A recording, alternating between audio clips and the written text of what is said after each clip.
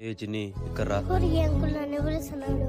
ఎవరు అంకుల్ మీరు? నేనా మీ నాన్న ఫ్రెండ్లే. చేసేసి మాట్లాడండి అంకుల్. చెప్తే వినపడదా అంకుల్ మీకు? ఏం చేయాలప్ప? చెప్తే వినపడదా? నా మీద చేస్తాను. కొట్టదు సారీ సారీ.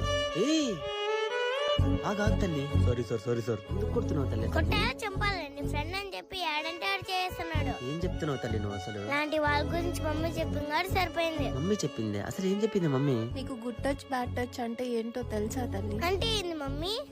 ఎలా ఫీల్ అవుతున్నావు ఓకే మమ్మీ. ఇప్పుడు? Okay mummy. ఇప్పుడు ఓకే మమ్మీ. మరి ఇప్పుడు ఎలా ఫీల్ అవుతున్నావు తల్లి? నచ్చట్లేదు మమ్మీ.